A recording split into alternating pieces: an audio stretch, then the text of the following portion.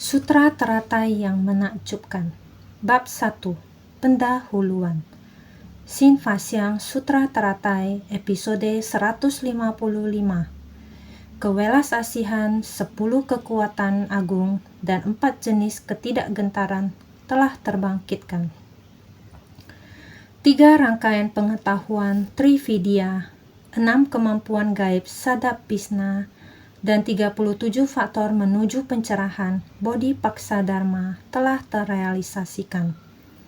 Kewelasasihan 10 kekuatan agung Dasa Balani dan 4 jenis ketidakgentaran Cattvari Vaisara Dhyani telah terbangkitkan. Dimunculkan oleh sebab dan kondisi dari karma baik pada para makhluk. Sutra Makna Tanpa Batas. Bab 1. Sifat Luhur. Setiap hari, saya berbicara kepada semua orang tentang batin. Batin. Apakah batin kita senantiasa cerah dan jernih? Jika lahan batin kita murni, semua keadaan dapat dipahami dengan jelas. San Ming Liu Tong Tao Pin Fa, 3 rangkaian pengetahuan Trividya, 6 kemampuan gaib Sadappisna, dan 37 faktor menuju pencerahan Bodhipaksadharma telah terrealisasikan. Seharusnya kita masih ingat. Saya harap semua orang kita dapat mengingat dasar dari pembinaan diri.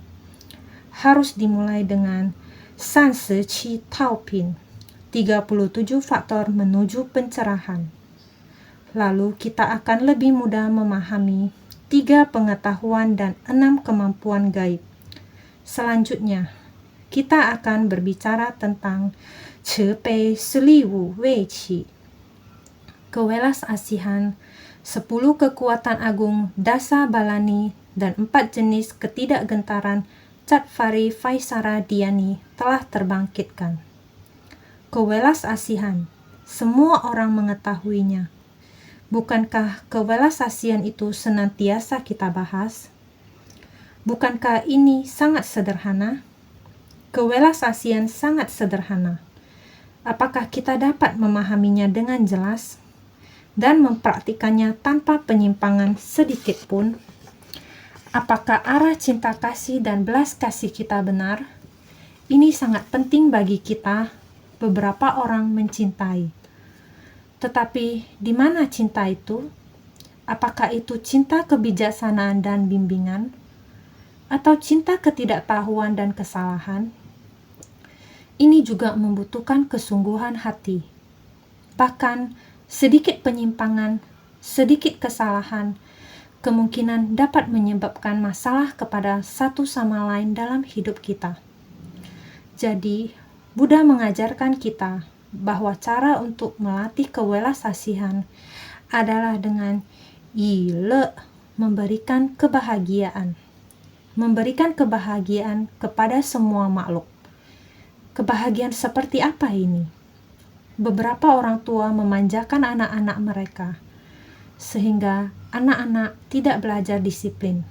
Mereka hanya terus meminta sesuatu. Ketika mereka melakukan kesalahan, orang tua mereka terus melindungi mereka. Orang tua berkata, "Selama kamu bahagia, itu tidak apa-apa." Bukankah kita juga pernah mendengar sebagian anak muda, oleh karena sekarang orang tua memiliki banyak uang, memiliki bisnis besar, mereka bisa berkata, "Saya mengandalkan kekayaan orang tua saya saja sudah cukup. Saya memiliki lebih dari yang saya butuhkan untuk kehidupan ini. Jadi saya tidak perlu khawatir tentang pengeluaran saya." Jadi mereka menolak untuk bekerja. Apakah seperti ini membawa kebahagiaan bagi anak-anak ini? Jika anak-anak tidak dibimbing dengan kebijaksanaan, hanya memanjakan mereka, sekedar menyediakan kebutuhan, ini bukan welas asih yang sebenarnya. Welas asih yang sebenarnya adalah harus diterapkan dengan kebijaksanaan, sehingga kita harus memupuk belas kasih dan kebijaksanaan secara bersamaan. Ini mengatakan kepada kita tentang welas asih dan belas kasih. Kita harus sangat jelas. Sedikit menyimpang dapat membuat perbedaan besar. Sehingga di sini kita membahas tentang welas asih. Ile, memberi kebahagiaan.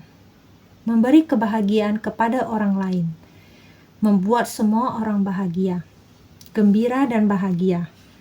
Itulah kita harus merasa aman dan damai. Sutra makna tanpa batas. Bukankah mengatakan bahwa ku ci bai, yi wei shuo fa, setelah mencabut penderitaan para makhluk, kemudian mengajarkan dharma kepada mereka. Jadi, kita harus mencabut penderitaan para makhluk.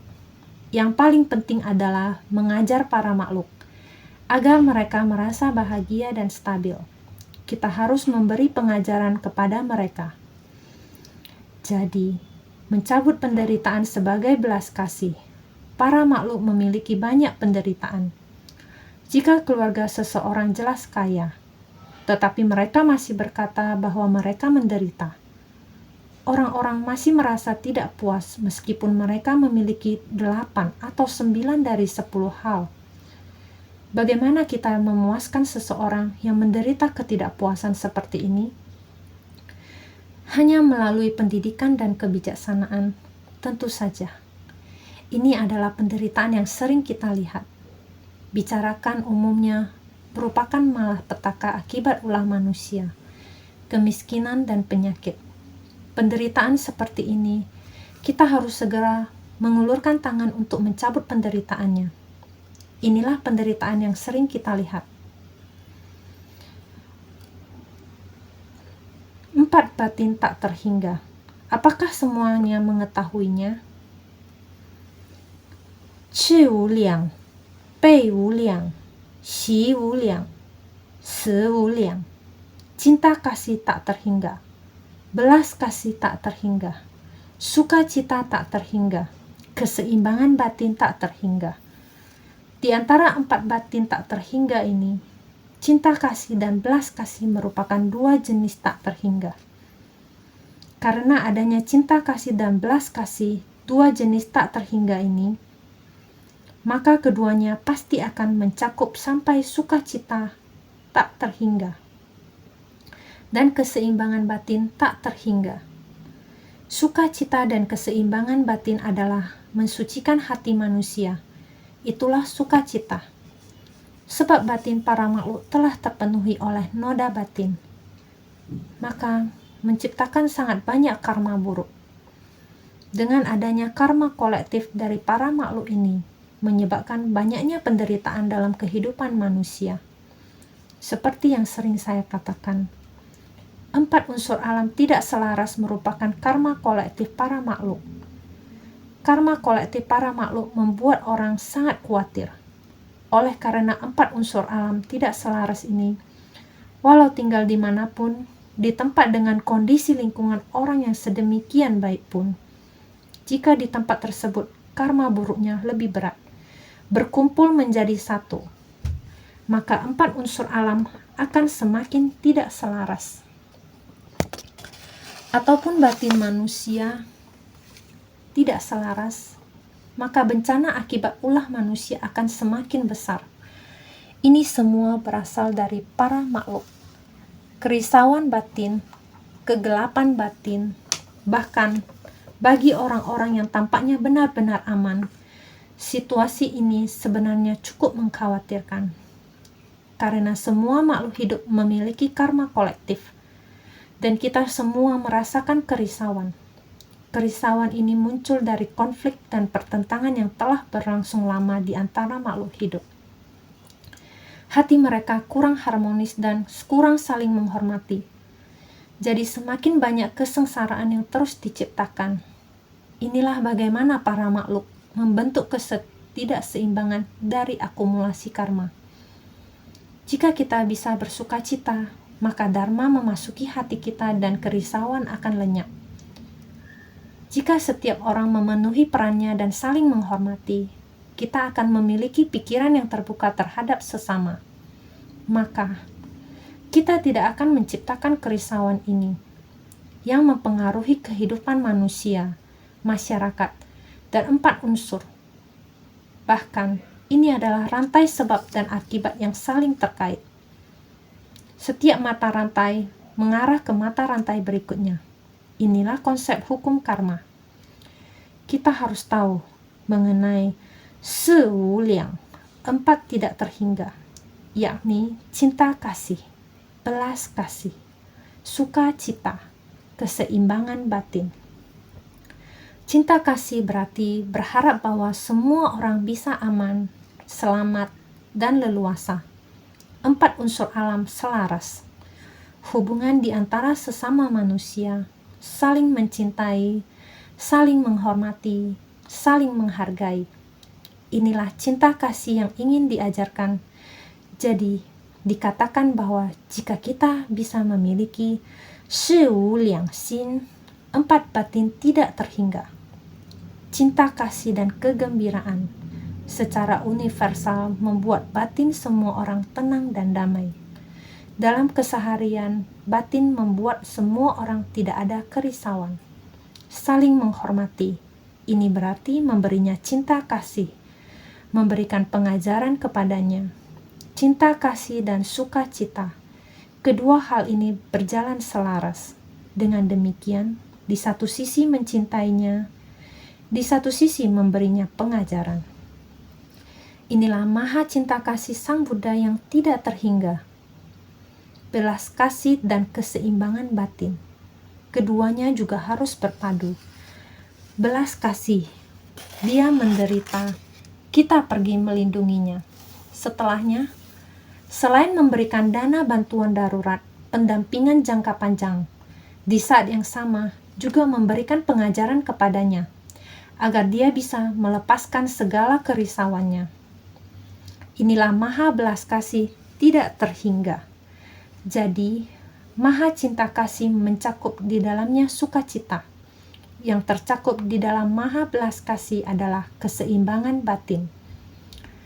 Jadi, maha cinta kasih, maha belas kasih, maha sukacita, dan maha keseimbangan batin adalah merupakan 四无量心, 4 batin tidak terhingga.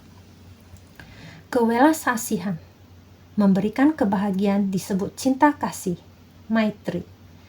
Mencabut penderitaan disebut belas kasih, karuna. Adalah 2 tak terhingga dari 4 batin tak terhingga, Cattvari Aparamanani. Di dalam Sutra Teratai terdapat sebuah bagian naskah seperti ini dari bab Guru Dharma yang menyatakan, kediaman Tathagata adalah hati maha welas asih terhadap semua makhluk. Jubah Tathagata adalah hati penuh kelembutan dan kesabaran. Sutra Teratai bab 10, Guru Dharma. Semua ini adalah untuk mengajarkan kepada kita. Ada juga kalimat lainnya. Kemaha welas asian sebagai kediaman, kelembutan dan kesabaran sebagai jubah, kekosongan dari segala fenomena Dharma sebagai tahta. Hendaknya membabarkan Dharma ketika berada di sini. Sutra Teratai bab 10, Guru Dharma. Di dalam Sutra Teratai juga dikatakan demikian. Semuanya bertujuan untuk mendidik dan membimbing kita. Kediaman Tathagata sebenarnya berada di dalam batin kita, yang disebut sebagai kediaman batin. Setiap orang pada dasarnya memiliki sifat hakiki kebuddhaan, dan setiap orang juga memiliki hati maha welas asih. Semua manusia pada awalnya memiliki sifat yang bajik. Sifat kebajikan kita inilah yang menjadi kediaman batin kita. Sesuatu yang telah dimiliki setiap orang sejak awal. Karena itu disebut kediaman Tathagata, yaitu sifat hakiki yang ada di dalam diri setiap orang.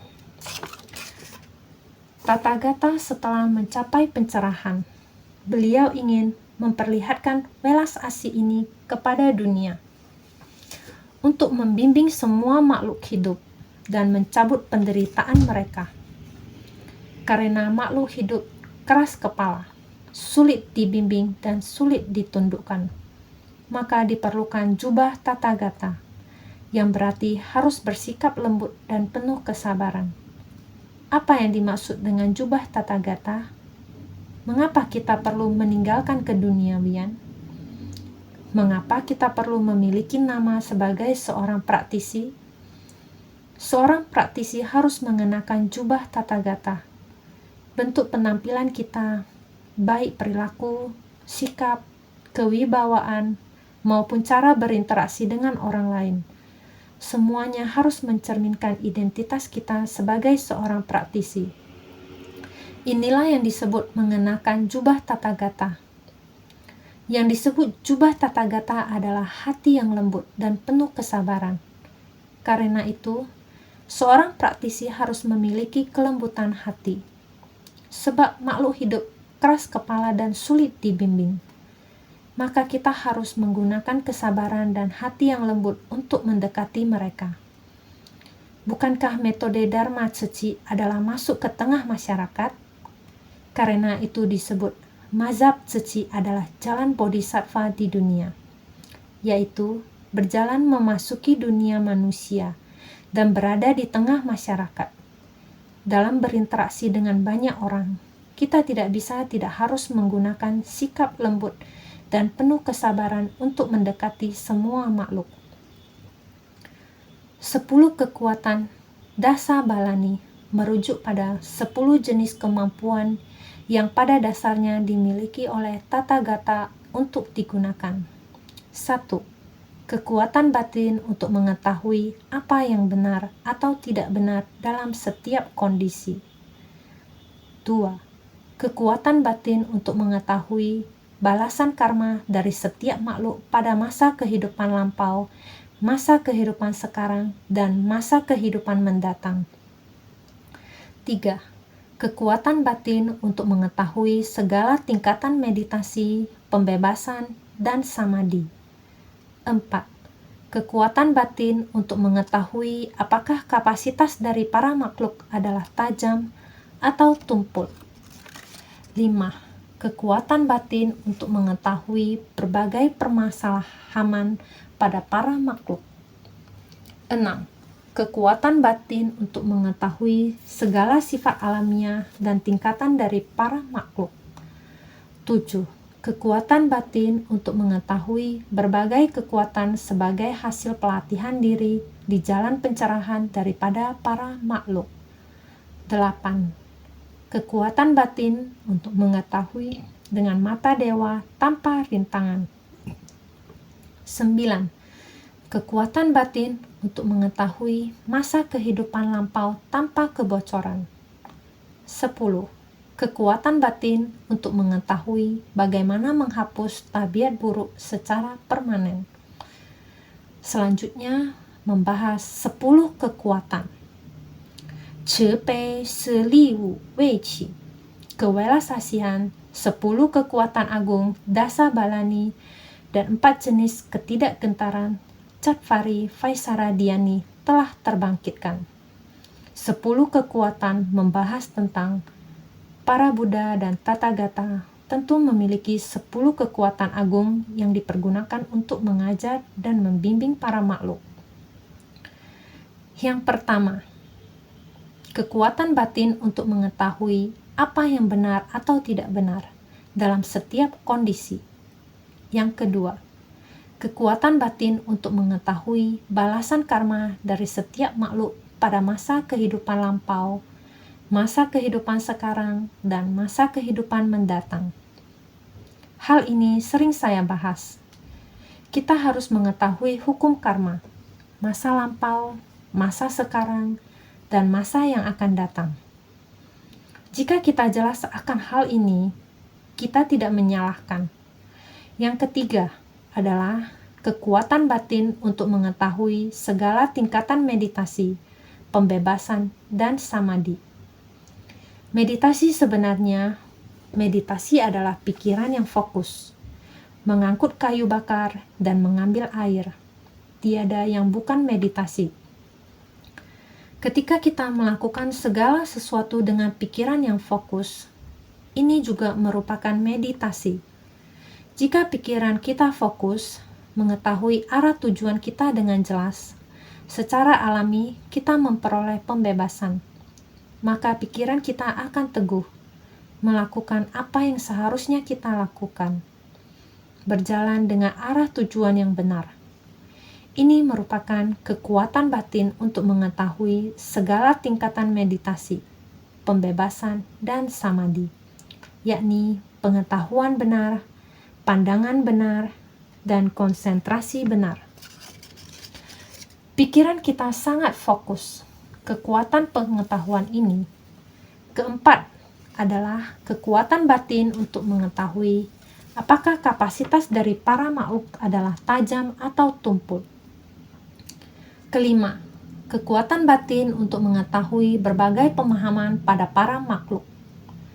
Kemudian yang keenam, kekuatan batin untuk mengetahui segala sifat alamiah dan tingkatan dari para makhluk. Kita perlu dengan jelas memahami segala alam dan tingkatan. Ada tingkatan berbeda di dalam dunia ini. Alam nafsu, alam rupa, dan alam arupa. Mencakup semuanya di dalam. Faktanya, ketika kita berada di antara orang lain, kita masing-masing memiliki keadaan dan kondisi yang berbeda-beda. Kita harus berusaha untuk memahami ini. Ketujuh adalah kekuatan batin untuk mengetahui berbagai kekuatan sebagai hasil pelatihan diri di jalan pencerahan daripada para makhluk. Ketika kita berjalan atau bertindak, apa yang sebenarnya kita lakukan? Apakah kita harus mengambil jalan ini? Kita harus membiarkan dharma masuk ke hati kita.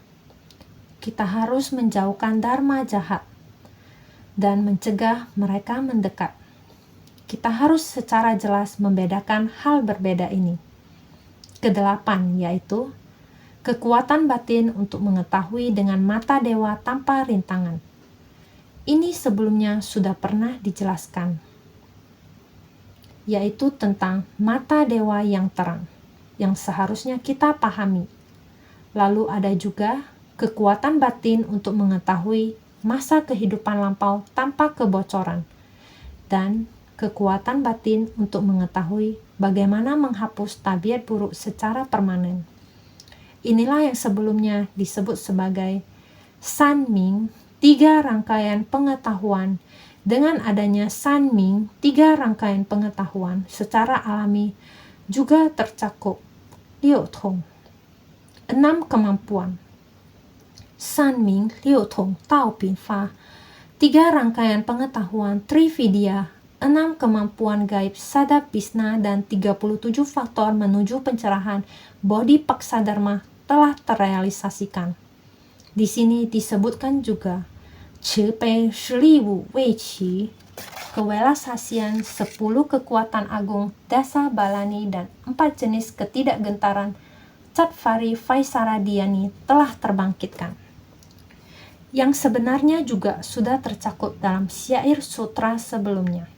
Karena itu, dalam belajar Buddha Dharma, sejauh manapun kemampuan yang kita miliki, selama kita mampu memberi manfaat bagi sesama, meskipun hanya sedikit, kita tetap harus melakukannya. Sering dikatakan, sebiji beras dapat memenuhi 1 keranjang. Setetes air dapat menjadi sungai. Seberapa besar pun kekuatan kita untuk menolong orang lain, itulah yang seharusnya kita bersumbangsi. Dengan demikian, itulah jalan yang benar. Perjalanan kehidupan terkadang saat kita tidak bisa membedakannya, tidak memiliki energi kecerdasan ini. Hal-hal baik sedang terjadi di depan kita, membutuhkan sedikit saja tenaga kita. Kita juga tidak mau melakukannya. Sangat banyak kepentingan pribadi yang berada di hadapanmu. Saya merasa tempat tersebut bisa dijadikan tempat untuk kepentingan saya sendiri. Namun, yang tidak seharusnya digunakan, kita juga sebaiknya menjauh. bagaimana cara menjaganya. Jika kita tidak mampu untuk melindunginya, ini dinamakan sebagai karma kelompok. Berbagai macam, menggunakan kekuatan kebajikan untuk membedakan segala sesuatu. Memohon setiap orang memanfaatkannya dalam kehidupan sehari-hari. Kebijaksanaan dari Sang Buddha, kekuatan kebajikan di dalam masyarakat. Apakah seharusnya turut bersumbangsi di sana? Beliau sangat akurat. Ini dinamakan zhili, kekuatan kebijaksanaan. Makanya sangat diharapkan semua orang selalu bersungguh hati